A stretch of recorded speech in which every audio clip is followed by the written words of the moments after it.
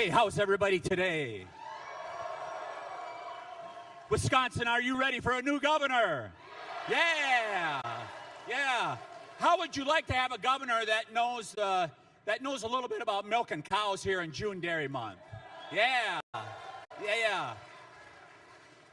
You know, our opponents earlier this week posted a picture of a couple what were livestock, but they were not cows that could produce milk. How about if we have a governor that knows the difference between a bull and a cow?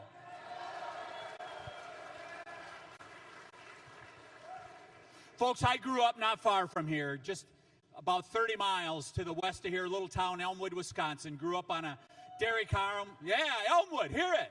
Yeah. Great spot. Grew up with my 7 brothers and sisters. We learned the value of hard work every day. My job, 6 o'clock in the morning, I went out and fed the calves. Went on to UW River Falls, got an agricultural degree, and then settled in the great North Woods of Wisconsin, where my wife and I started our own business and raised 3 daughters there. Wisconsin is a great state. We were blessed to be able to live the American dream right here in Wisconsin. And the commitment I make to all of you, we are going to make sure that your kids and your grandkids are going to be able to achieve their dreams right here in Wisconsin. Yeah.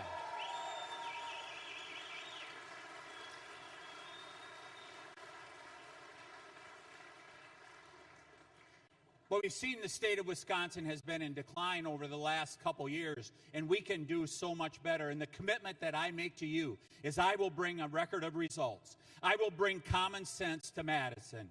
And we're going to provide the leadership you deserve to unlock the great potential of the state of Wisconsin. Let's make Wisconsin great again. Yeah.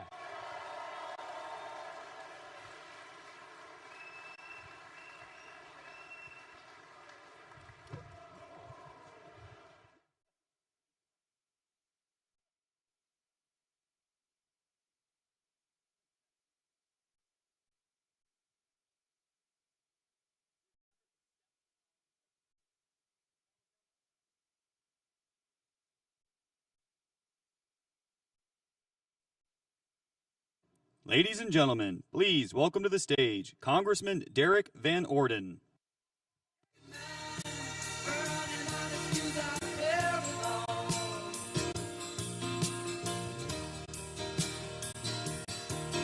Thank you so much for coming out. Who here is excited to see President Donald J. Trump? Yes. Yes. Guess who else? Brooke Rollins is here, our awesome Secretary of Agriculture. I want to welcome everybody who's not from the 3rd to the 3rd. This is the most beautiful, productive, awesome space in the entire planet, and you're welcome to our home. If anybody you hear says that Donald Trump and this administration doesn't care about the farmers, you can look him straight in the eye and tell him that's a pile of manure, because the man is right back there. Yeah.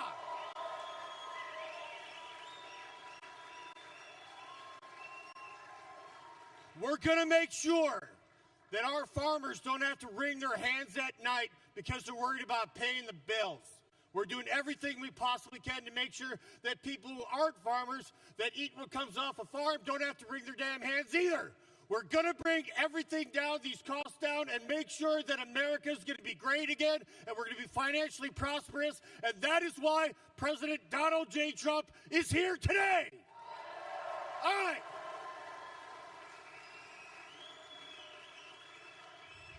So the sooner I get off the stage, the sooner I can actually come out there and say hi to you and shake your hands. I want to say this last thing. I hope that God blesses you and your family.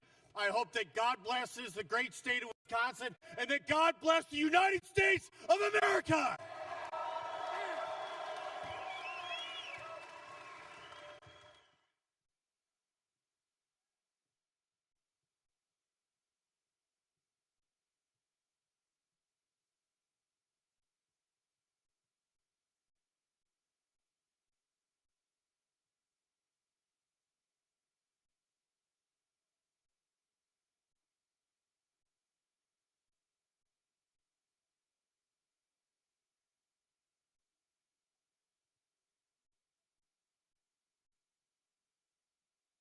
Ladies and gentlemen, please welcome to the stage Secretary of Agriculture Brooke Rollins.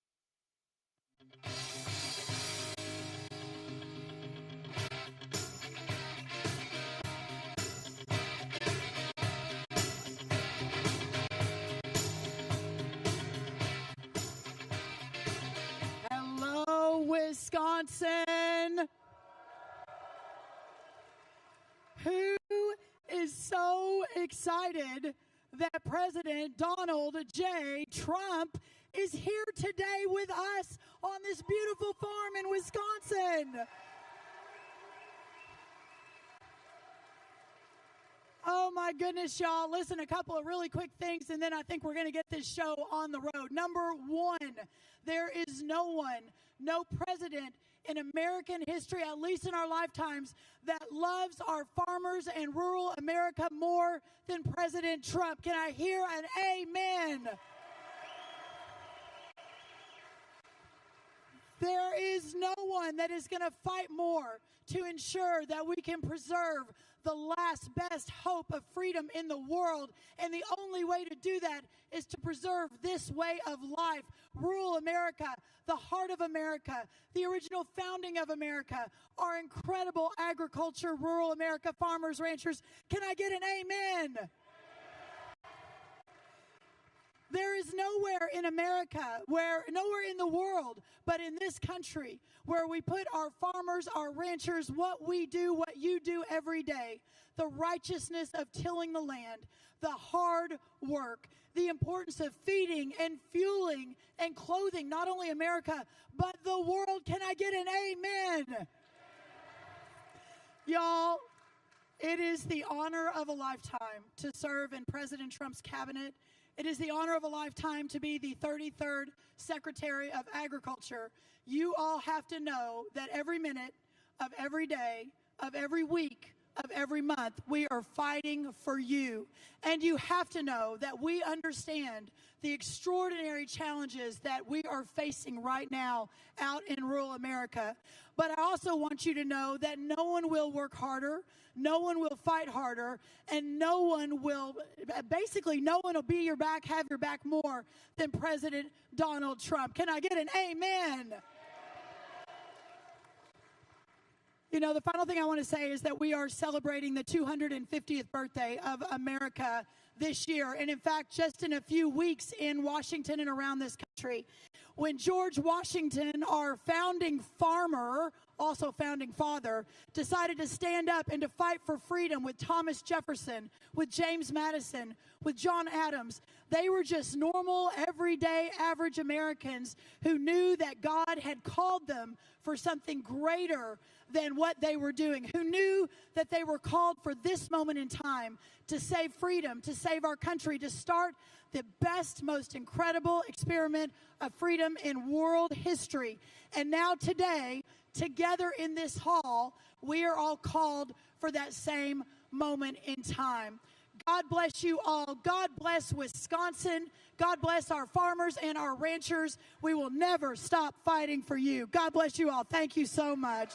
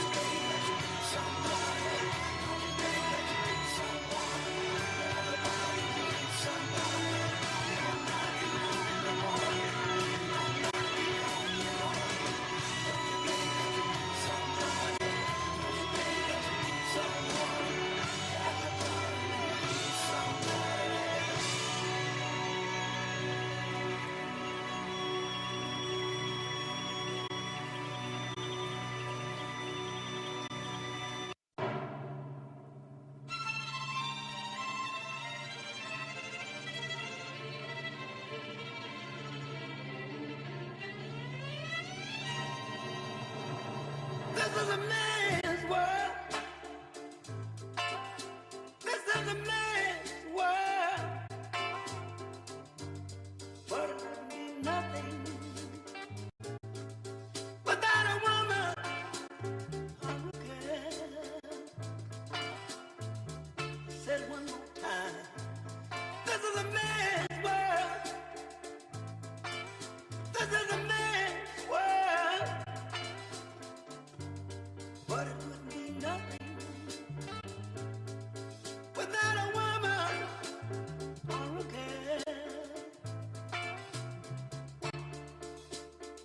You see,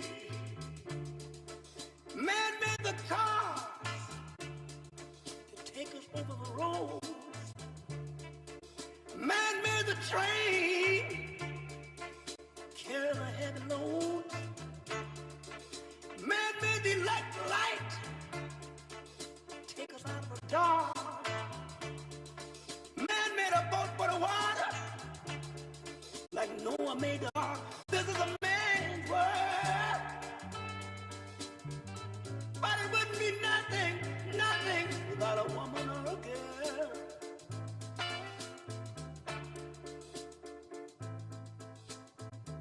Man thinks about a little bit of baby girls and a baby boys. Man make them happy, 'cause man make them toys. And after man make everything he can,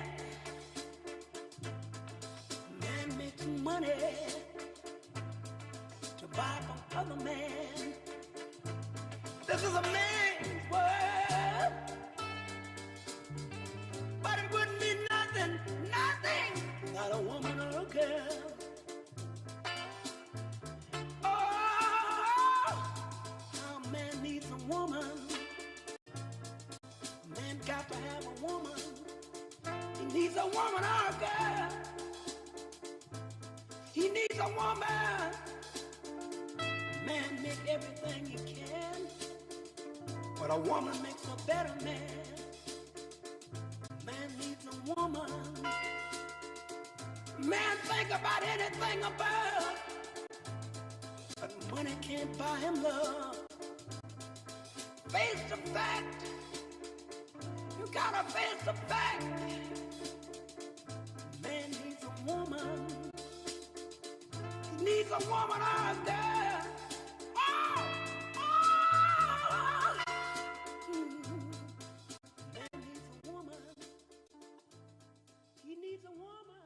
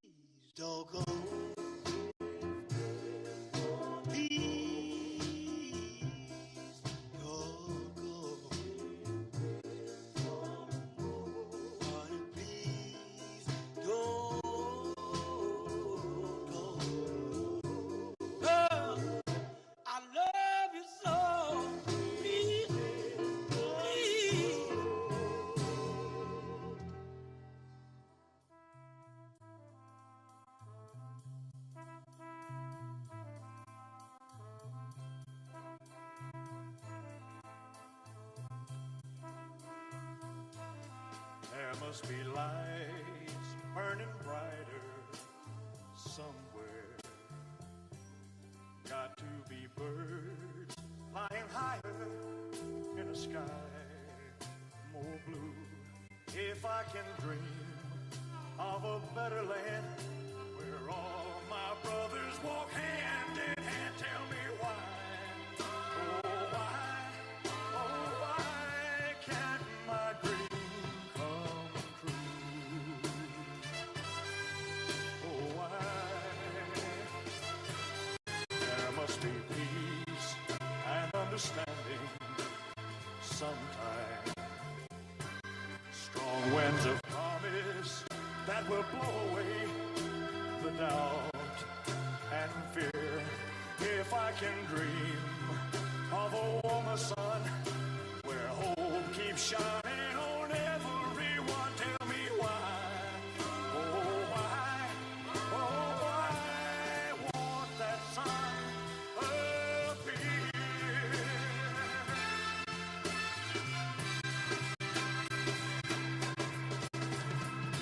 We're lost in a cloud with too much rain. We're trapped in a world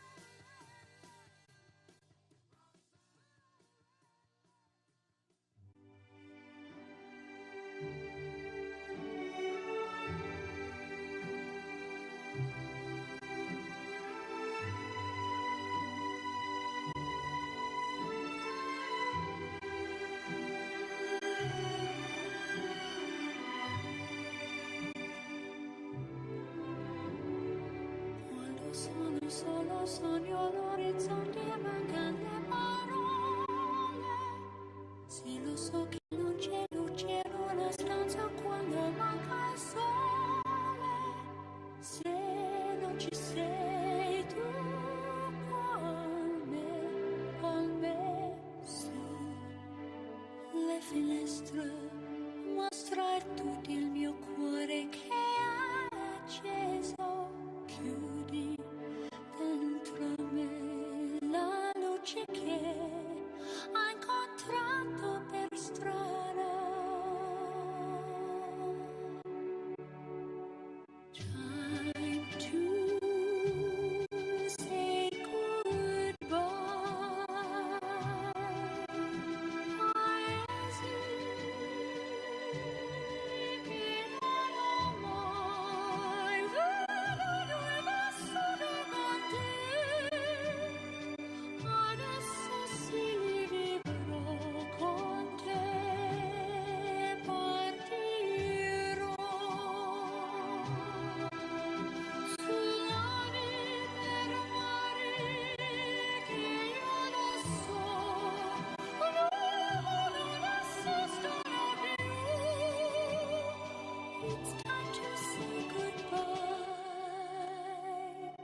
Quando sei lontana sogno l'orizzonte e manca le parole. Io sì lo so che sei con me, tu mia luna, tu sei qui con me. Mio sole, tu sei qui con me, con me, con me, con me. Time to say goodbye. Paesi che non ho mai veduto e vissuto con te. Adesso si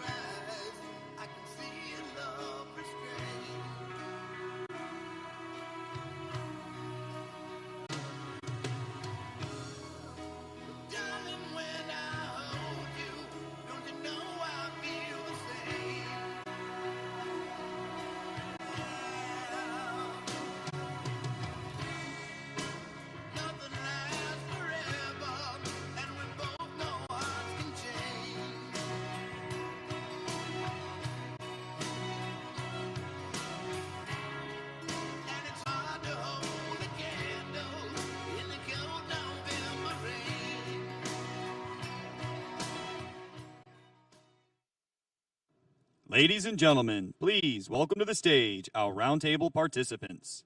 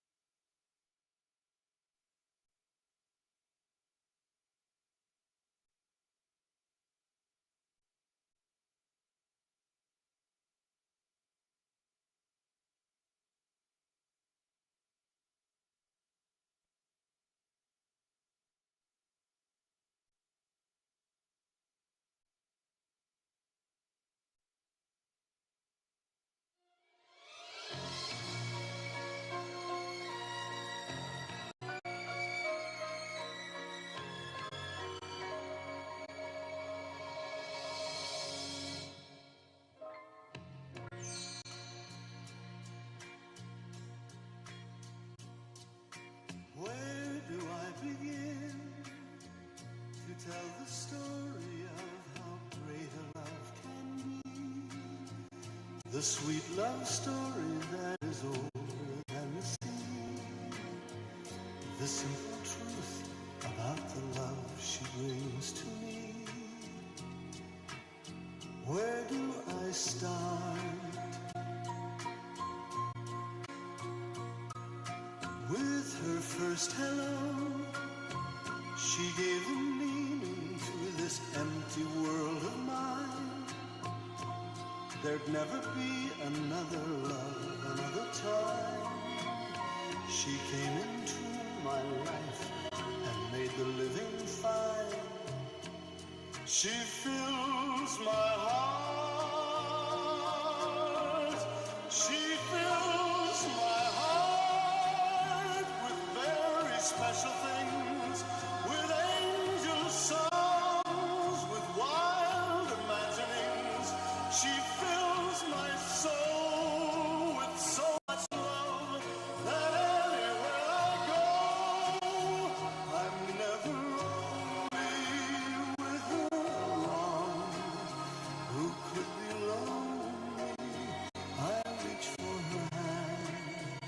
it's always there.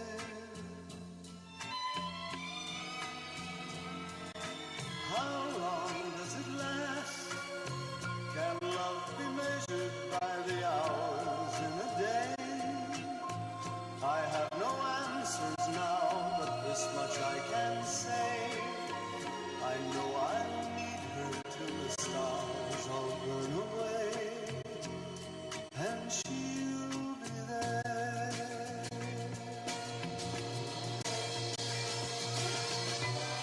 How long does it last?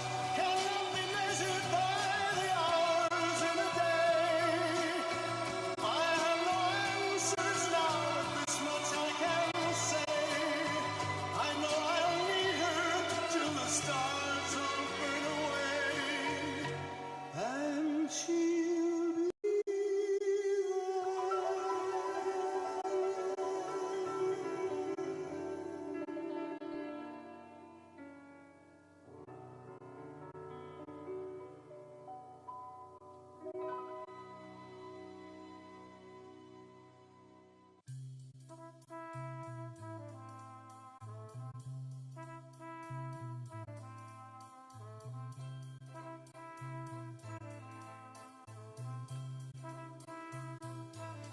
There must be lights burning brighter somewhere. Got to be birds flying higher in a sky more blue.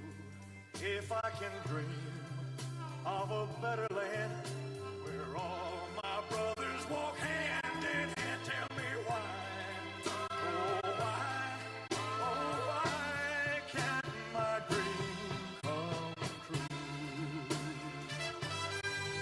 Oh why? There must be peace and understanding sometime. Strong winds of promise that will blow away the doubt and fear. If I can dream of a warmer sun where hope keeps shining on everyone, tell me why. Oh why won't that sun appear?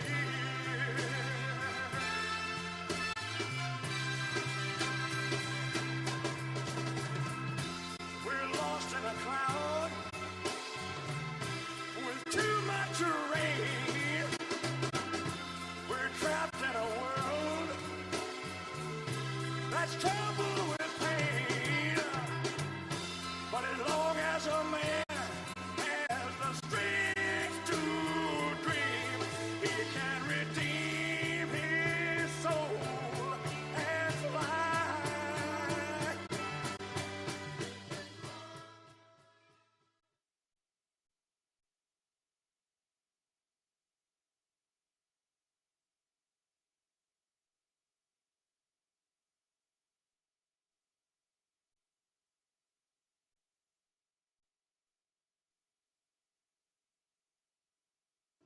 Ladies and gentlemen, please welcome to the stage the owner of Custer Farms, Ken Custer, Hall of Fame offensive tackle Joe Thomas, Congressman Derek Van Orden, and Secretary of Agriculture Brooke Rollins.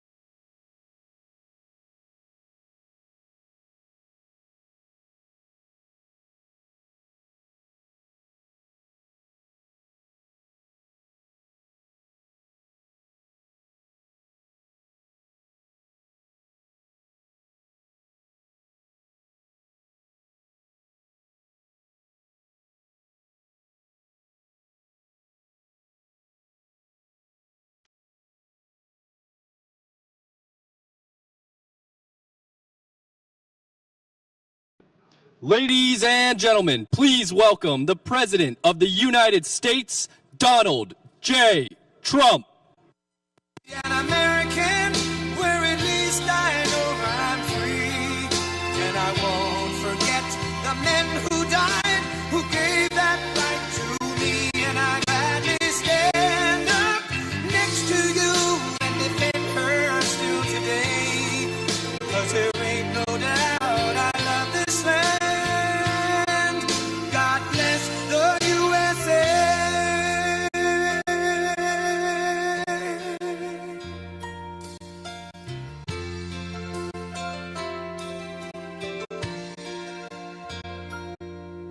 From the lakes of Minnesota to the hills of Tennessee, across the plains of Texas, from sea to shining sea, from Detroit down to Houston and New York to LA, where there's pride in every American heart, and it's time we stand and say that I'm proud to be an American, where at least I know I'm free. And I won't forget the men who died, who gave that right to me. And I gladly stand up next to you and defend her still today. 'Cause there ain't no doubt I love this land. God bless the USA.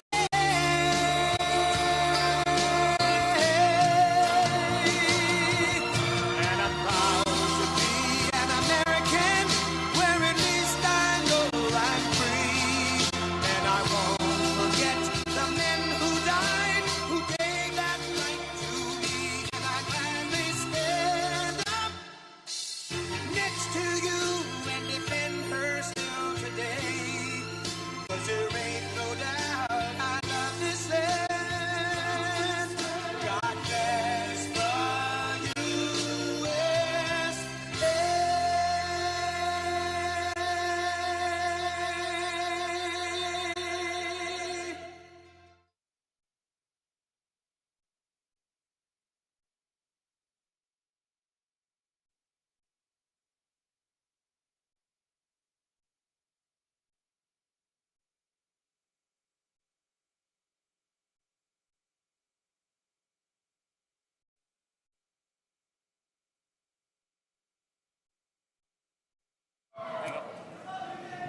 Thank you very much, everybody.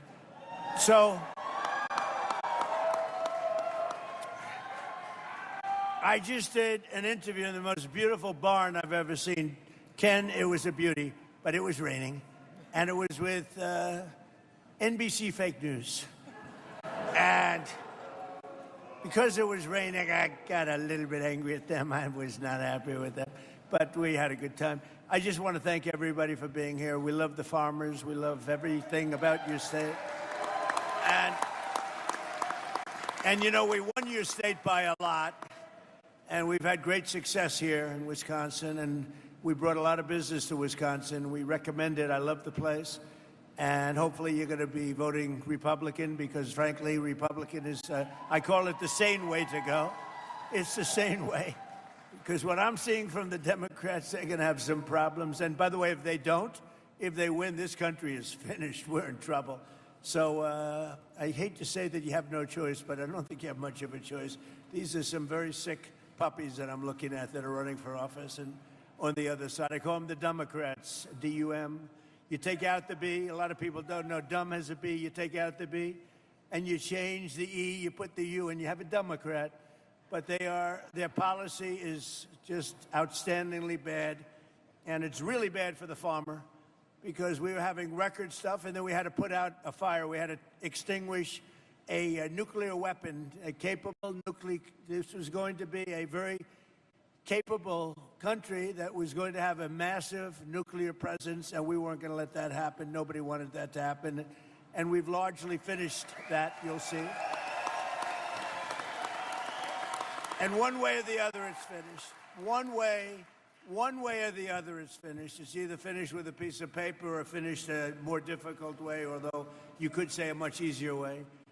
As you know, with Iran, they have no Navy. 159 ships in 4 days. Even Ken is impressed by that. 4 days, 159 ships at the bottom of the sea. Not that we like that, but that's the way it is. And the blockade is unbelievable. There's never been a blockade like that. The Navy is. We have the greatest military anywhere in the world. There's never been a military like it.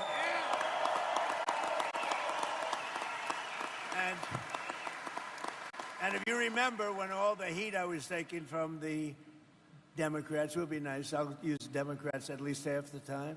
But if you remember the heat that I had to take to get help for the farmer and also to get help for the military, because they don't want anything to do with the military, the farmer, or for the most part, they don't want anything to do with anything good.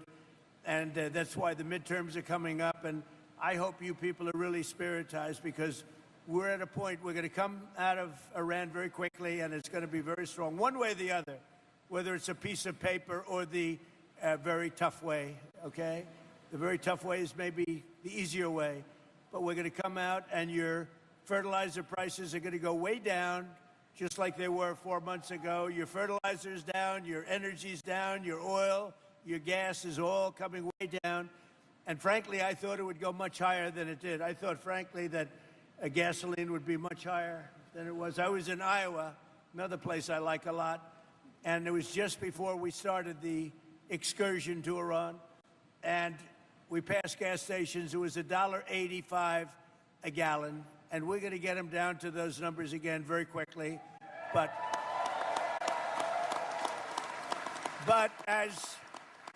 as they say in the farming business, we had to take care of business. Look at this guy over here. I don't know who the hell he is, but he is one hell of a specimen, I can tell you. This guy, this is one hell of a physical specimen. I thought I was big until I met you, Joe, you know. You're fantastic. It's what I like. Anyway, I just want to let you all know that I'm thrilled to be here at Custer Farms, and Ken and his family, they're amazing. I took pictures with them backstage and got to know them a little bit. They're really amazing people. They built this country. You all built this country. Not the complainers, not the wise guys. You all built this country. And I just want to...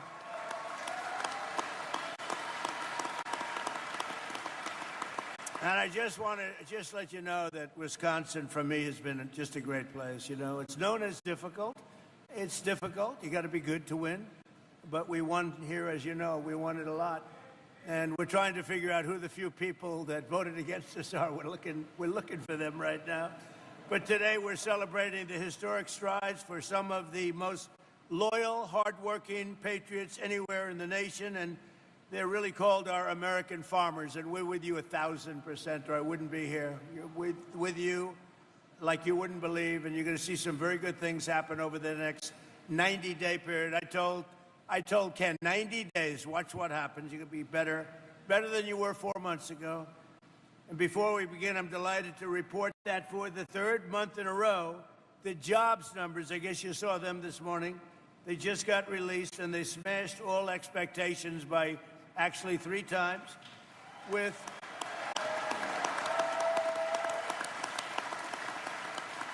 And this is during a military conflict. I call it that because it's really not that much of a war, but it's a military conflict. It's a practice. But this is 172,000 jobs were created in May. That's about 4 times higher than anticipated. And experts predicted 30,000 jobs. These are the strongest job numbers of the entire administration so far. And that's during this conflict on top of it. So it's great. And you know, we have a problem in this country, because it used to be, I'm a little older than a couple of you, but I don't feel old. I feel the same as I did 50 years ago. It's crazy, Mr. Senator. We got a great senator right here, Ron. I do feel the same, but in the old days, you know, if you had good job numbers, like great job numbers like they announced today, the stock market goes up. Today, everything is crazy. The whole world is crazy. So when you have great job numbers, the stock market goes down, because they think interest rates will go up. And when interest rates go up, they stop inflation. Well, you know what else stops inflation? Growth actually stops inflation. And they ought to go back to the old system when we have good numbers, the markets ought to go up, not go down. And it would be, that's the way you build greatness. You build greatness that way. So I think it's going to, we have a great gentleman coming in, Kevin Warsh. He's going to do a fantastic job at the Fed. We're getting rid of too late. But we have, Kevin is one of the greats. So you're going to see, but you're going to see beyond anything, you're going to see numbers coming in over the next more than 2.5. We have 2.5 years plus. Can you believe how time flies, right? And can you believe the work we've done? You know, it's sad because you have speechwriters and you have advisors and you have all these people, and generally you don't like listening to any of them because if you do, you're in trouble. But I said, you know, I want to write about the border, and I want to talk about the border because when I came here, we had the most unsafe, we had the worst border maybe anywhere in the world. There was no border. 25 million people came in, drug dealers came in, people from mental institutions came in, murderers came in, 11,888 murders, most of whom, over 50% of whom, killed, can you believe this, more than one person. One killed 7 people. We allowed them into our country. We've got them largely, they're going out, and they're going out fast. We have to fight crooked judges, crooked administrations, crooked politicians, but they're going out fast. But we have the safest border in our history. For the last 12 months, and this is a hard number to believe, but I don't give it, it's a number that's out there, you've heard it, 0 people have come into our country through our southern border. 0. It's a little hard to believe, but it's a little hard. If they said like 20 people, I would have been, 25 million came in through Sleepy Joe Biden. So we had 0 people, and these are done by largely sort of a radical leaning left people, the reports, but it is what it is. And the good thing is they don't try to come in. It makes it a lot easier because they know it's going to be very hard to come in. Now, we take people in, but they have to come in legally. We want people to come in, but they have to come in legally. But I say, let's talk about the border. Sir, nobody cares about the border. I said, I won the election on the border. Let's talk about the... Sir, I'm telling you, nobody cares. Run. Nobody cares about the border. You fix the border. I want to brag about it. Sir, they want to hear about other things like fertilizer. And we'll take care of fertilizer, too. You know, when I also came in, eggs were like the highest. And remember this, I inherited all these high prices. They came in and they said, affordability. They made up the word, because that's the only thing they're good at, although I'm good at making up words, too. They go, affordability. I was there one day, and I said to our great Secretary of Agriculture, what's with the egg prices? So on my second day, I gave a news conference, which was more news conferences that Biden gave in like 6 months. But he almost did. He didn't do it. Yeah. Sleepy Joe was not heavy into news conferences, all right? He'd take one question, he'd go, oh, let's see, Jim Smith from NBC? I don't do that, they just start screaming at me. But, so I had a news conference on my second day, and they said, what about eggs? What about eggs? Tell me about eggs. I said, what's the story with eggs?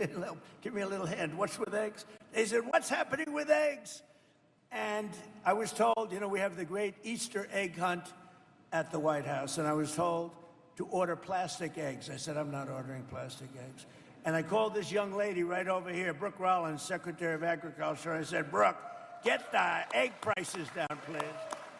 And she got them down. And by the way, speaking of, Tom Tiffany is one of the best congressmen in our country. And I was there, I don't know, 7, 8 years ago, right at the beginning. I endorsed this guy. I had no idea, but I liked his last name. You know why? Because I bought the air rights many years ago off Tiffany, and I made a lot of money. So I saw Tom Tiffany, and I backed him, and he went like a rocket ship, and he won, and you've kept winning. And now he's running for a thing called governor, and you have...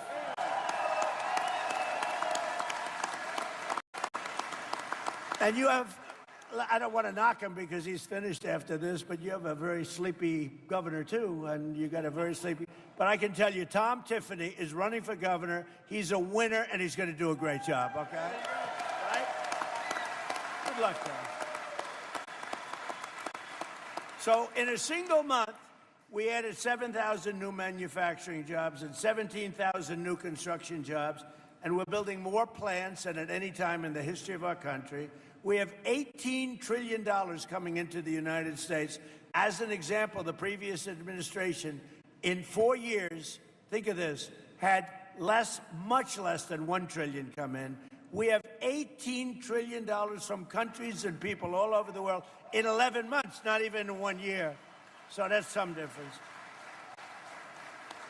And I think that's probably why people are shocked to see the job numbers, because the construction jobs are through the roof. But when these plants, car plants and AI plants and all the different plants, when they open up, you know, we're leading China by a lot. I just got back from China. I was with President Xi, who I respect.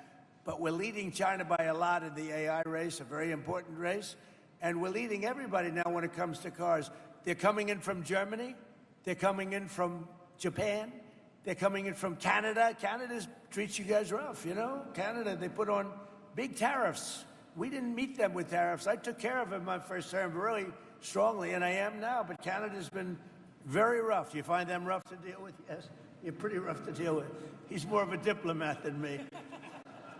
And we are doing well. The previous 2 months, we were revised upward by nearly 100,000 jobs. They put the numbers too low. So actually, we had 100,000 more jobs than they reported. They were obviously Democrats, right? Wages for workers continued to rise, and for manufacturing workers, wages are up more than 8% since I took office, which is close to a record. Think of that. A blue collar is doing better than it's ever done before. And your farmers, if you remember, we had a bad patch in my first term where China and other countries were sort of boycotting the United States. And I met with the farmers, and I said, I'm going to get you something for it because you've been treated very badly. And I got $28 billion for the farmers in the first term, remember? I just asked Ken whether or not he got it. He said, I did. And we're looking at something also. Right now, we're looking at something to take the place of what's happened, because it's artificial. What happened to you is artificial with the energy and with the fertilizer. So we're looking at something. But in the first term, I got the farmers $28 billion, and I'll never forget, I was in the White House. I had about 35 farmers along this big, beautiful table. Not as beautiful as this table, okay? But this gorgeous, beautiful White House table, all the best. And I said, I'm going to get you a subsidy. And they looked at me, and he just said the same thing. One of them looked at me, stood up, said, sir, we don't want subsidy. We just want an even playing field. I said, nobody ever said that to me. All they want is money. You understand that? First time. Nobody ever said that. I've had so many meetings with different groups, different industries. If I said, I'm going to get you $28 billion, they say, oh, get it as fast. They actually said, we don't want it. Now, I got it for you anyway. I didn't notice anybody turning it down, but I got it. But they said something that no other group said, Ron. They said, we don't want a subsidy. We just want just an even playing field, fair trade. They just wanted to be treated fairly. And nobody else has said that but the farmers. So we love you. We love you guys. So we're building more factories now than at any time. And we've also had huge drops. And I'll tell you, this is something that's amazing. African-American unemployment is now doing better than it's ever done. And I don't know where that stat came from, but I'll take it. I don't know where the hell that stat came from, but we'll take it. And a short time ago, we were a dead country. We were dead as a doornail. If you look, go back 2 years, we were a laughingstock all over the world. We had a president that couldn't walk up a flight of stairs. He couldn't walk down a flight of stairs either, you know. And we had everybody, we were a laughingstock all over the world. And I was with the King of Saudi Arabia because I wanted him to invest trillions of dollars into our country. Look at that whole situation now, too. It's very interesting. But he was good, and he said to me, you know, President, it's amazing. A year and a half ago, we thought you were a dead country, and now you're the hottest country anywhere in the world that we are. We're the strongest, we're the hottest, and we're the most respected country anywhere in the world. So, as I said, the stock market just hit 73 all-time records in a short period of time. We've had 73 all-time record highs. And your 401ks, who has a 401k here? Let me just say, a lot. Your 401ks, as you know, just hit a record high, so that's everybody. And we're just off a very big success in Washington, D.C. We had, it doesn't sound like much, but Washington, D.C. was not properly managed or kept. We had 22 fountains. None of them worked for the last 50 years. None of them. They were graffiti strewn.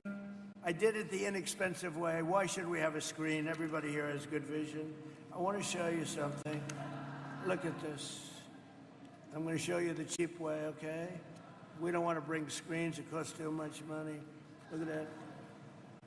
That's before and after. Look at that. Look at it. Can anybody see that? That's before. It's our nation's capital. That's what it, look at this graffiti all over it, filthy, disgusting stone. The stone was all horrible. And look over there, that's before and after.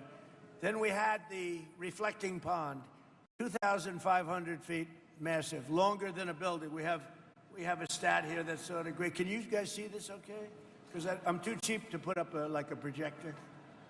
Look, so that's the pond.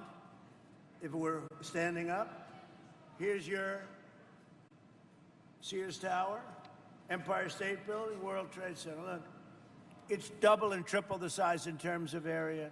So it would have cost $400 million, Ron, to fix. It would have taken 4 years. And they were getting ready. Doug Burgum's done an amazing job. And I said, you know, rather than doing that, they were going to put stone down, big stone, granite, wonderful, but it all leaks because you have joints. So being a very good builder, I said, you know what? I built a lot of swimming pools, many, many swimming pools. Every time I do a development, I do swimming pools. I know more about swimming pools. I said, why can't we put the wonderful material, which is thick, pasty, beautiful, like rubber, industrial strength? Why can't we use it? And let's pick the color blue from the American flag, which is what we did. And that is the most beautiful thing that you've ever seen.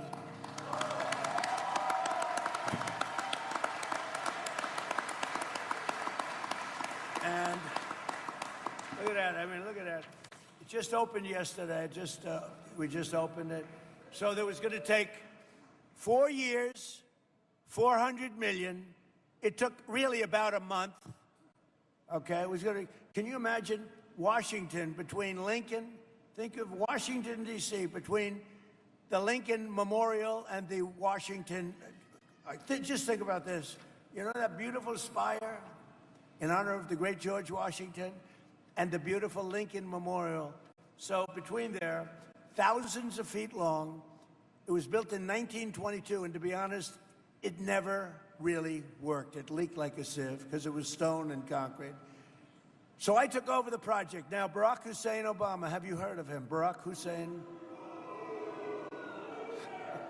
Obama spent, and Joe Biden, Sleepy Joe, they spent a total of about $150 million trying to fix it. They never got it opened. It never worked. It was terrible, disgusting. It was garbage-ridden. And I said to my pool guy, I said, take a look at it. And he said, well, sir, we can do it. We'll get industrial strength. And I used some guys, not him, I used some guys, but he gave me some good ideas because he's a pro. You know, they got very upset when I sent my pool person. I said, who else am I going to send? So I sent him over, and we sprayed it and put down beautiful, like a pool coating. It'll last maybe 50 to 100 years. So here's the thing, 400 million versus like 10 million. 4 years versus a month. Can you imagine? Can you imagine? And the difference is, look, here's your Lincoln Memorial. You have the Washington Monument and the Lincoln Memorial. Look at that. Beautiful. Look at how that reflects. It's like a mirror. Off beautiful, clean water. They had like garbage. Barack Obama wanted to save money, so he took the water out of the Potomac. That didn't work out too well. A lot of things were coming out of that river into this one. It wasn't good. So we just think of it. So like a month of this work, we actually added to it. We did the sidewalks because once we did this, we had to do the rest because it looked so good. But think of it, 400 million versus like 10 million bucks for a better job. 4 years versus a month for a better job. We have many things like that. I talk about that all the time. We do a lot of things like that. So we're very proud of Washington. We had 22 fountains that didn't work. All of the fountains, not one fountain in Washington worked. Out of the 22 fountains, they're all looking beautiful, just like the one I showed you. And now they're clean, they're beautiful, there's no graffiti. Washington, D.C. is a safe city. It was a very unsafe city a year and a half ago. And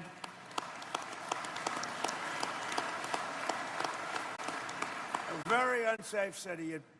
Your child would go to see the Jefferson Memorial or the Washington or the Lincoln or any of them and would oftentimes not come back. It was a horrible place. It was horrible what was happening. And we put our great military in there. We did a job. We removed 5,000 people that were career criminals. 2% of the people, think of this, 2% of the people, did you know this, Ron, create 91% of the crime. And I love that statistic because you can get rid of 2%.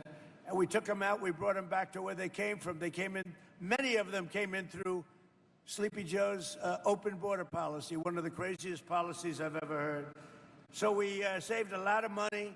And you go to Washington, D.C., new grass. People say they don't even recognize it. We did that all in a little bit more than a year. And even I said, I mean, it's amazing. But maybe the biggest thing is we don't have, it's considered now a very, very safe city. And you can go there and you're going to be 100% perfect. We had the restaurants were all closing and now they're opening up. They don't have enough restaurants anymore. It's like, it's a beautiful thing to see. Every day my administration is fighting to protect and defend the jobs and livelihood of our great farmers. I love our farmers, our growers, agricultural producers, ranchers from coast to coast. Under the last administration, Biden and the radical left Democrats in Congress crushed farmers with brutal restrictions, crippled you with the worst inflation. So the Biden administration had the worst inflation in the history of our country. They say 49 years, 48 years, but whether you say 48 or forever, I think it was forever. We had the worst inflation we've ever had, and think of that, and failed to negotiate even a single new trade deal for our farmers. They didn't negotiate one new trade deal for our farmers. I just made a great deal. I came back from President Xi, and he's buying billions and billions of dollars worth of soybeans and other things, and you're seeing that starting to kick in. Thank you. So by contrast, in my first year back in the Oval Office, average farm incomes for agricultural producers in our country have skyrocketed by more than 20%. Now, it's been over the last couple of months since we went in for the military operation. You've seen fertilizer go up and you've seen energy go up. It's going to come down to where it was or lower. You'll be very happy. Otherwise, Ken is going to call me. He's going to bawl me out, and I'll say, oh, sorry, Ken, I was only kidding, right? All right? He knows I'm going to do it. With Republicans in Congress like Tom Tiffany, like Derek Van Orden. Where's Derek? Derek. This guy he fights like hell. He's in a little bit of a community that tends to be on slightly a little bit more than we wanted left, but he loves them all, and he's very popular, and he's going to win by a lot. You're doing well. I understand you're really doing well, so thank you, Derek. And he's a real fighter, and he's a great guy. We've been friends right from all of us. We've been friends right from the beginning. So we passed the largest tax cuts in American history with a great, big, beautiful bill. We made the small business tax deduction permanent, benefiting 98% of the farmers and ranchers. We gave you 100% expensing and bonus depreciation. So when you buy a new tractor or anything else you buy, you're allowed to deduct it. Do you buy any new tractors? Got a lot of nice tractors back there. Got a lot of tractors back there, by the way. But so you can deduct it, the full cost of the tractors, 1 year, any equipment, 1 year, all. You can deduct it all in the first year instead of over a period of many, many years. And we also saved the $2 million. Thank you very much.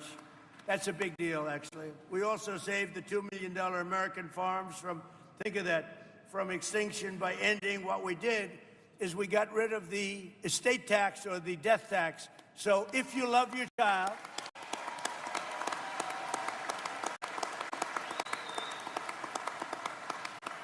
if you love your child, if you don't love your child, then don't worry about it. It doesn't make any difference. Does anybody not love your child in the audience? No, but if you have a farm like this, someday it's going to come the time, right? And I met your boys, and he loves his boys. I know that because he started clapping for that last statement about no death tax. And he was clapping. He didn't clap for anything else. That's, you know, that means you love your boys. So, boys, I just found out your father loves you. But think of it. And I was seeing this in my first term. We did it my first term. We did it now. We extended it out. So you have no estate tax, or no, we call it the death tax on a farm or a small business. Now, I saw it myself. You have a way of life that sometimes you're land rich and cash poor. Sometimes you're lots of different conditions. But people that are on farms love being on farms. You wouldn't trade my life. You wouldn't want my life. Believe me, you don't want it. Your life is much better than my life. I will tell you, your ear wasn't a little pierced over here. You didn't get pierced. You have a nice, safe, beautiful life. But I've seen it with farmers maybe more than any industry. People want to have their farm. It's a way of life. And they love the life on the farm. And the family would leave. The father would die. The mother would die. Leave it to the kids.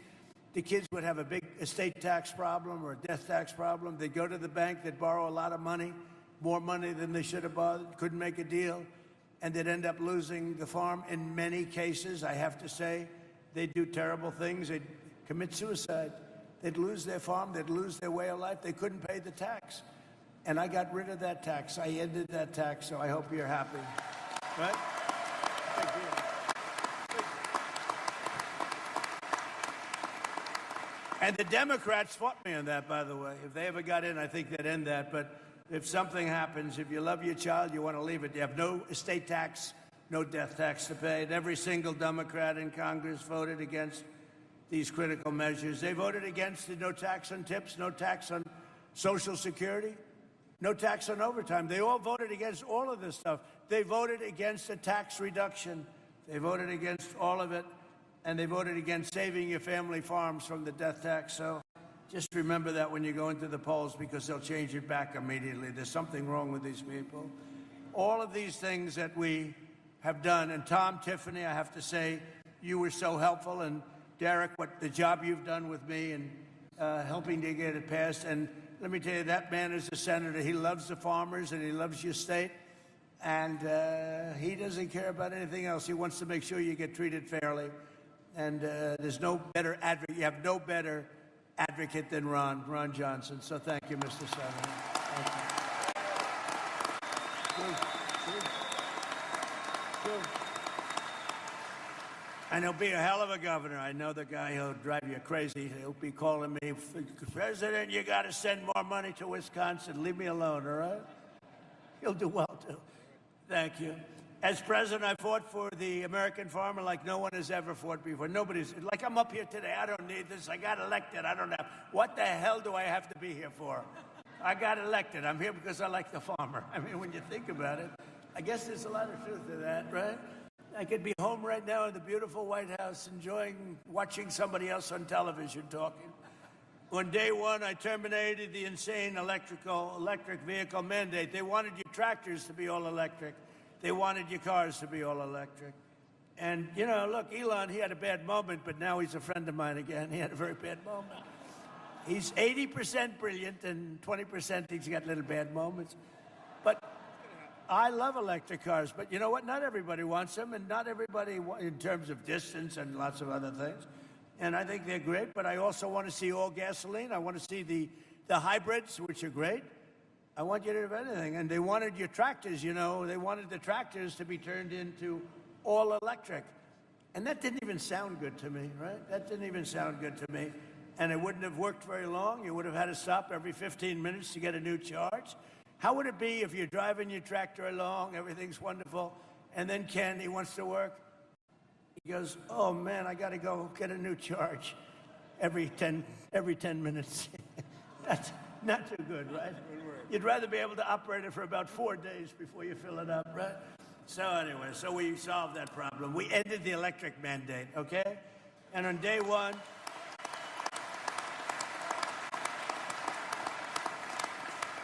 and one of the other reasons this would have gutted the ethanol industry. Do we have fans here of the ethanol industry? Okay.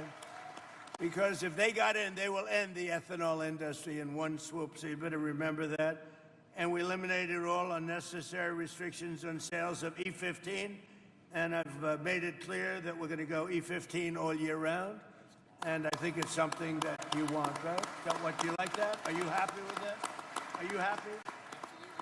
So they put a lot of these guys, that's all they talked about, E15. They were driving me crazy. They call me, can we talk about E15? How about something else, right?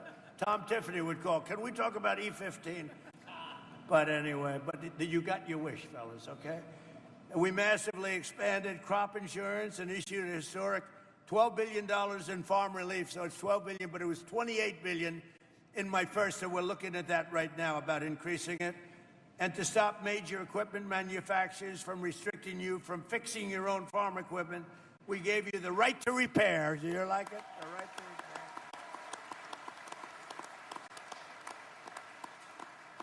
It was a little strange. I mean, some of you are better mechanics than the people at John Deere. And I will love John Deere, Mr. May of John Deere. But they wanted to, you know, your tractor is broken down. I'll bet you can fix a tractor as well as about anybody else, right? I can look at this guy. I guarantee if you were mandated, let's say you have a tractor that's broken and you know exactly how to fix it, you wouldn't be too happy about being mandated to bring the tractor back to John Deere or wherever you got it, right? You'd like to fix it. Not so much. Okay? I mean, they actually have, the Democrats, a restriction that if you get caught fixing your tractor, they bring you to jail. You know that? Do you know that I pardoned a man last week who was sentenced to 7 years in jail because he got caught fixing his car or his truck? I said, I like to always say, what did he do? Sir, he was fixing his truck. I said, how long is he getting? 7 years.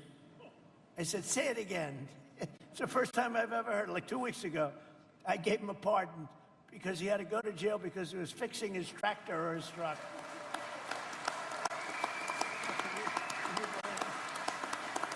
So I promise, Ken, if you ever get caught fixing your tractor or truck, I will give you a pardon, okay? No, but these are the crazy Democrats. That's what they want. I terminated the ridiculous so-called diesel exhaust fluid requirement. Does that mean anything to you? Big, right? Joe is happy, so I want to keep him happy just in case he gets violent. He's happy. And I repealed the Biden-era EPA, just the crazy waters of the United States. It sounds so nice. It's the worst rule that you've ever had. Waters of the, how could it be nicer? What a beautiful title. It was like taking your land away from you. It was horrible. And I totally repealed it. And there are some people, you know, when I did that repeal, I had a lot of farmers and contractors, builders, house builders, in my office. And I announced the repeal in front of them. I signed it. And these are tough guys. In fact, they look like him, just smaller. And who isn't smaller? I think everybody's smaller. But no, they look like Joe. And they were crying. Half of them were crying. You remember that? Half of them were crying. I said, why are you crying? What's the big deal? He said, you gave us back our life. They actually had their life taken away. They couldn't touch their land. If they even touched it, they were in violation. They also would go to jail. That was the crazy environmental nonsense that we're all putting up with, which has largely ended. Perhaps most importantly, with our historic trade deals, I've dramatically expanded exports of American meat, poultry, soybeans, biofuels, and of course, Wisconsin dairy, the best, right? That's right. And I just see that dairy exports have surged nearly $1.2 billion under our leadership, and this is with a conflict going on. Remember what I said, Ken, when this conflict ends, you're going to see things that you've never seen before because we are ready to rock. We've never been We've never had this kind of investment coming into our country. Nobody else has either. Nobody has ever had anywhere near, not even near, including China, nobody's had this kind of investment coming in to a country. So increasing 41% to Japan, you've increased your sales. 41% to Japan, 48% to the Middle East, 61% to European Union, 63% to South Asia, and 85% to Australia. So you're doing pretty well. You're going to see it, and you're going to see it a lot better in about 3 months from now. I also signed something that you may or may not like. I don't know. It sounded good to me. It didn't sound very bad to me, but people love it. I also signed the Whole Milk for Healthy Kids Act. You know what that means?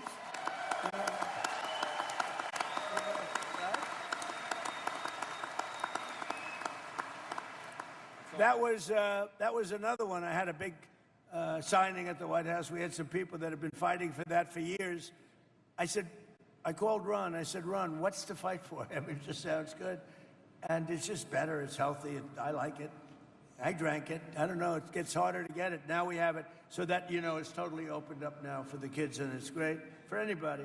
And now we're working with Congress to quickly pass the new Farm Bill. We're very well into it. We got some great approvals, the hardest approvals, and I think we're very well on our way to getting the Farm Bill finished and approved.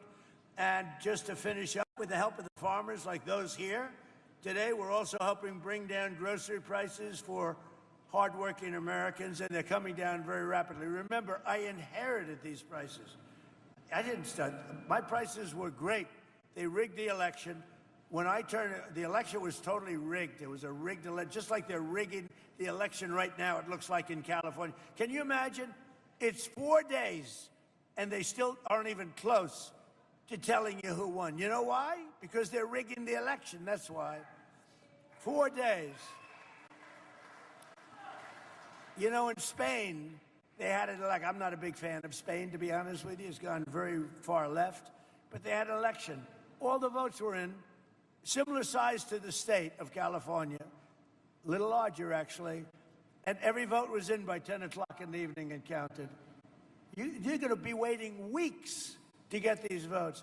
It's corrupt. Somebody said it's incompetent. I said, no, just the opposite. It's unbelievably competent if you happen to be a Democrat politician. Because with their policies, the only way they can get elected is to cheat.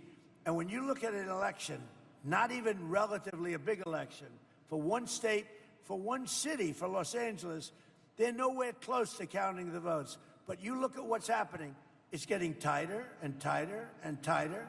And the people that were supposed to win, bad things are happening. It's a crooked state. We have crooked third world elections in a lot of our states, and we should pass our Save America Act.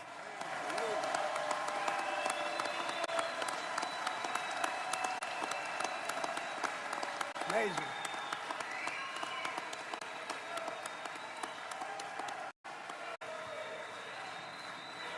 And that'll really stop it, too. That'll stop it. That's where you have voter ID. It's where you have birth of, your citizenship. You have to prove your citizenship. I think that sounds good. And also, I added a couple in there. Also, the ballots, the voting, the mail-in ballots, so crooked. They send millions of ballots out all over the place. If you're a Democrat, sometimes you get 6 or 7. If you're a Republican, you have to call up, where are my ballots? It's such a crooked deal with third world country. But I added 2 things. No men playing in women's sports.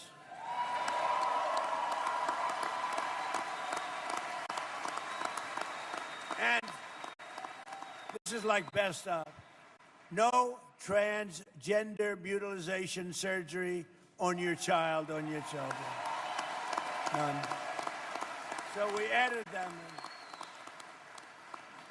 So we inherited very high costs, and we're getting them down. They're coming down very rapidly, and when fuel comes down, they're really going to come down. And I just want to say it's an honor to be here. We have Senator Ron Johnson. We have Congressman Tom Tiffany. We have Congressman Derek Van Orden. We have Hall of Fame offensive lineman Joe Thomas. Oh, that's sad. Look at the size of this guy. Good boy, oh boy. So you're a Hall of Fame. Did anybody get by you? Never. Never. He's a good-looking man. That's great, Joe. It's great to know you. Really good. Great career, too. I know who you are. Former president of Leinenkugel Brewing Company, Jake Leinenkugel. Thank you, Jake. The owner here of Custer Farms, and he's a great guy. I think I can almost call him a friend. We had a great time back there and a wonderful family. Ken, thank you very much.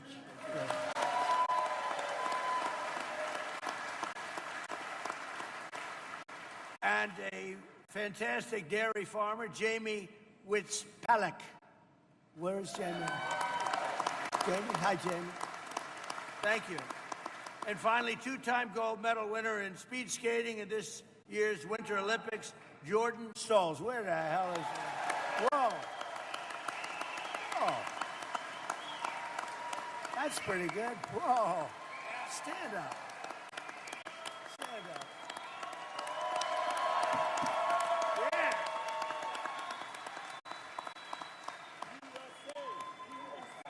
USA! USA! USA!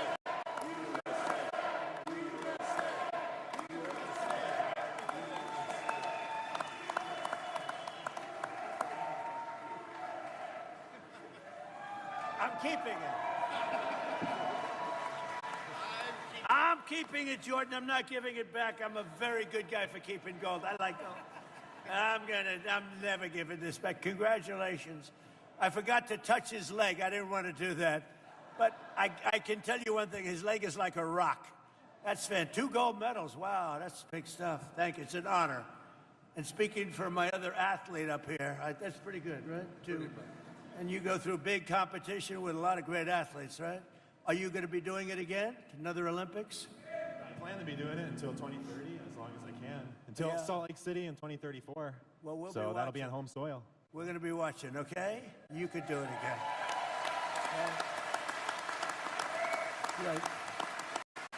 So, if we'll go in order if we can, and we'll start with Brooke Rollins and go to Ron Johnson and Tom Tiffany and Derek.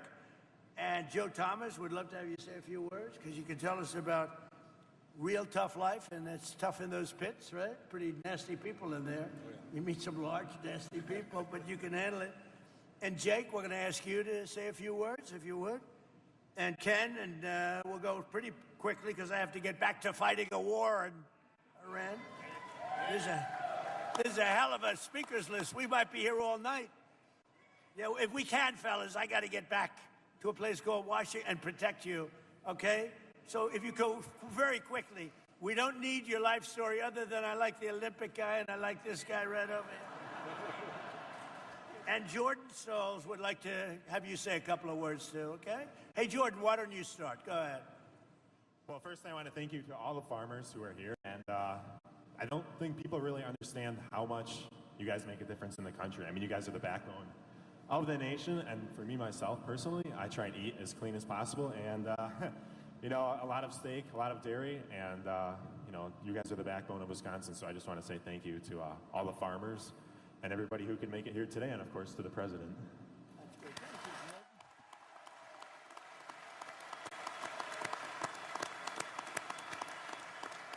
That's a winner. Tough to win like that. Yeah, it's a very tough when you're dealing with fractions of a second. That's a tough thing to do. Congratulations. Secretary, if you would, go quickly. Thank you. Very quickly, how about a big thank you to God for the rain and the farmers and for President Donald J. Trump.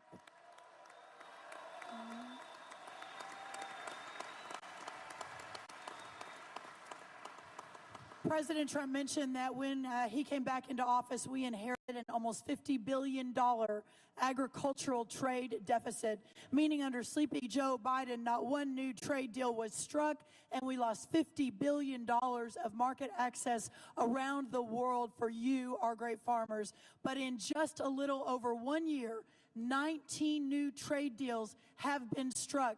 The markets have opened around the world. We are going to break every record for dairy, for tree nuts, for corn, for ethanol, as we move the American farmer's product, the best in the world, back out to the rest of the world, while at the same time inheriting inputs that had never been so high in the history of our country, whether that was fuel, fertilizer, labor, interest rates, seed, one after the other. And those numbers all were coming down significantly. And as the president promised, will soon come down very soon again. Sir, there is no better American than the most American of all Americans, and that is our great American farmer. God bless you. Thank you so much, sir.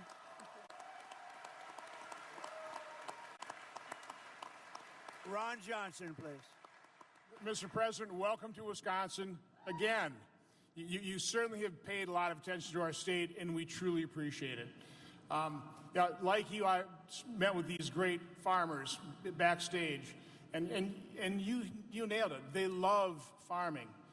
This right now is a third-generation farm, hopefully pass on to fourth. But they face numerous challenges. But what I thought was very common in all the comments speaking to me is they realize that you are going to fight for them. You have turned the Republican Party into the party of the working men and women of this country who have made this country great and who will continue to make it great, and they recognize that. So they know the big messes the Democrats left for you. They realize you don't turn those messes around and fix them right away, but they know you are absolutely dedicated to do it, and they love you for it. So God bless you. Thank you.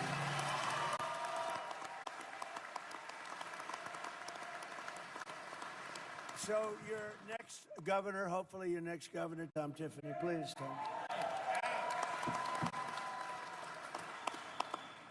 Mr. President, where we sit here today, I grew up about 30 miles from here on a dairy farm, milking cows with my brothers and sisters.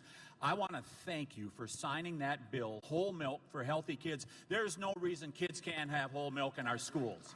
Thank you very much for that. And I also want to thank you, and I want to thank the Secretary of Agriculture, because you've stood up for forestry. We are now once again managing our forests here in America that have been left in decline for 3 decades. You are doing good things on that front. And the final thing that I want to say to you, that gentleman to your right was the impetus 6 years ago when I came into the Congress of the United States, showing what a disaster it was to convert our beautiful, productive farmland in Wisconsin and across America into intermittent sources of power like wind and solar. He was the impetus behind me talking to you about that. Remember July 2nd last year when we had that meeting in the White House? This is what we talked about, and it has led to higher utility rates, and it has led to the destruction of our farmland. We're not going to allow that to happen here in the state of Wisconsin.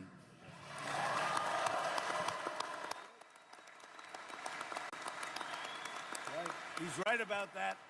He's right about that. Derek, please. Mr. President, yesterday we got to spend about an hour and a half in the Oval Office, and you announced the $50 million that you are sending to the state of Wisconsin for clean, beautiful coal. Thank you for that. Mr. President, you signed a $50 billion rural healthcare infrastructure bill. Of that, over $200 million is coming to the state of Wisconsin to make sure that we have healthcare in our rural areas. Thank you for that, sir. You signed whole milk for healthy kids into law, sir. You just reopened every single domestic market in our schools, and that is amazing for the MAHA movement, for our kids, and for our dairy farmers. Thank you for that, sir. Thank you. Last thing, E15. We are bugging you, and this is the thing about the president you don't know. You call him, he answers the phone. And he understands these issues inside and out. So when he was sort of joking about us talking about E15, sir, you took that on board hard. The only reason that E15 year-round got through the Congress is because of Donald J. Trump, and that did so much for our row croppers, sir. Thank you very much, and welcome back to your second home.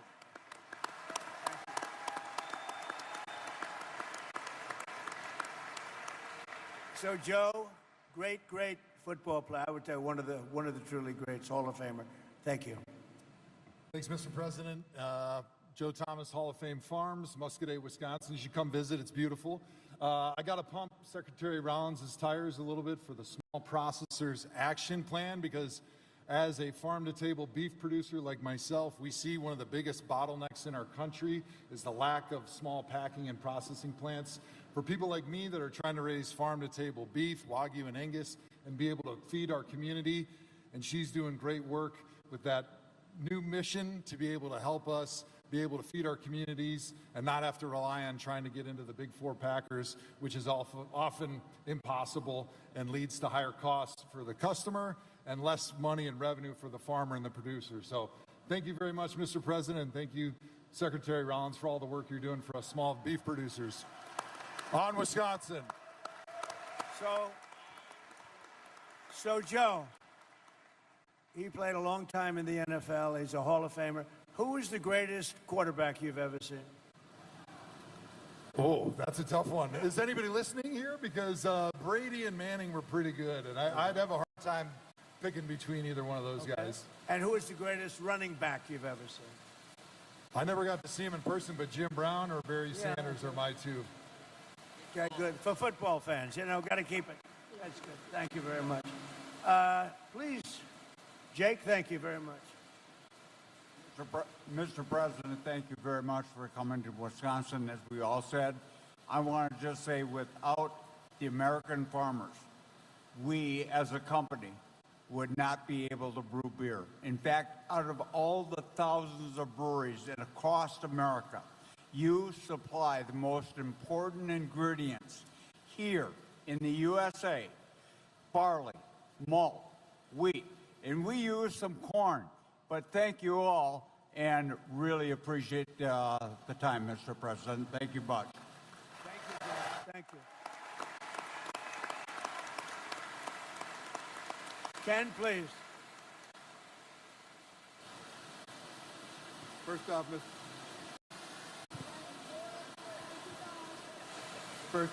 President, it's an honor and a blessing to have you here. We are, there is in the sound on the roof is a blessing. We American farmers risk a lot and count on God's blessing. And our forefathers in this country understood that. That's what makes us great, is God's blessing. And I thank you for being who you are, the integrity that you hold, doing what you say you're going to do. You make the right decisions for America. They aren't popular. Thank you. And we as farmers have lost, as Secretary Rollins talked, a tremendous amount of our trade. And that's all we need, is we can compete with anybody in the world. We need fair trade. Yep. We lost a lot during that last administration. We're bringing it back. We're bringing it back. Jamie, please.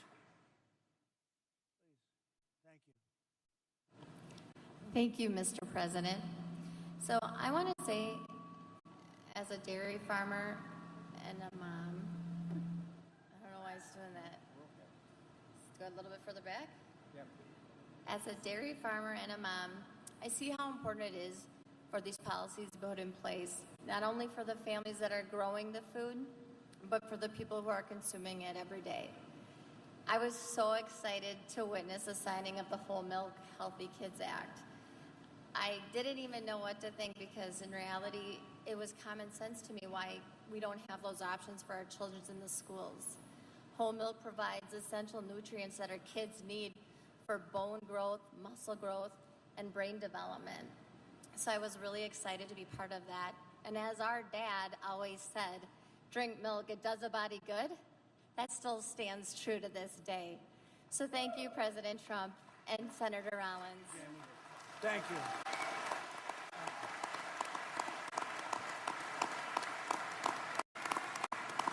And Steve? First of all, thank you for coming to Chippewa Falls, Wisconsin, and hearing us out here.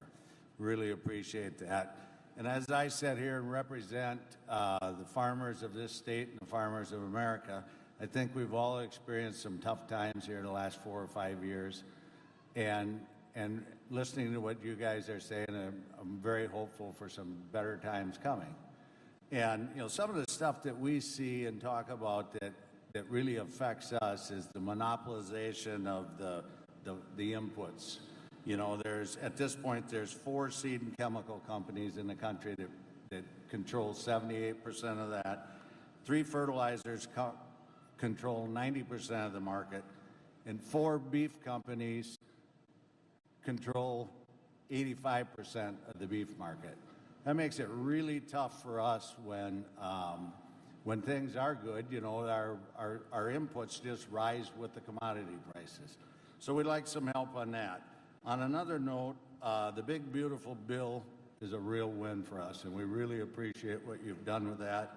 It's lowered our tax rates. It's given us the ability to pass these farms on to the next generation. You strengthen the crop insurance. You know, I think that all that stuff, and another thing that I want to mention is the border deal. We feel really blessed to have the control you put in place on the border. And other than that, I think you've done a great job. I'd like to add one more thing. We're in the pipeline construction business, and I was sharing with Secretary Rollins there that, you know, we were a 8,000 person company under your first administration, and we went down to 12 to 1,500 people now. And it's just starting its way back up, and we're in the middle of negotiations on a big project in Alaska called Glen Farn that I think you're very aware of. And we're in the final stretches of that, so I know that's not farm related, but if there's any help we could get out of you guys for that, I think that's a real big piece for our energy security of this country. And that's all I have. Thank you. Which we'll take care of it. You all right? Anybody else? Would you like to say something? A couple of them. Thank you very much for, like he said, the One Big Beautiful Bill Act. That was those tax credits, a lot of the stuff that supports the American agriculture through the trade side as well. We've got fair trade has been a challenge in America lately, and we need to get what we deserve for our products. And I thank you for putting in the effort and doing the work and getting, you know, we'd rather have fair trade than the subsidies like previously mentioned. E15, some of that stuff's great. Energy independence. On our farm, we actually have a co-digester where we take food waste and the cow manure and make methane. And I think some of that can also help increase local energy independence and keep some of our food that we all work so hard to produce from going in the landfills. So thank you very much, and thank you for being frugal with our tax dollars on repairing Washington. Good. That's right. Thank you.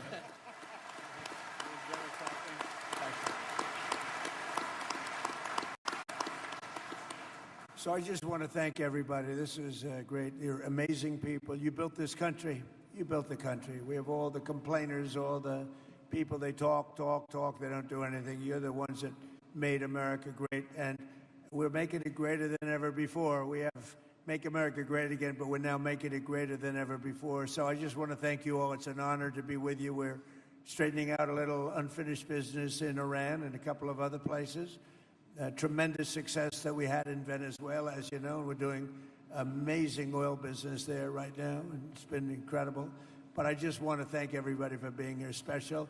And I want to thank you really for your support. We won in a landslide, and I just want to thank you for your support. Thank you all, and Ken, thank you very much.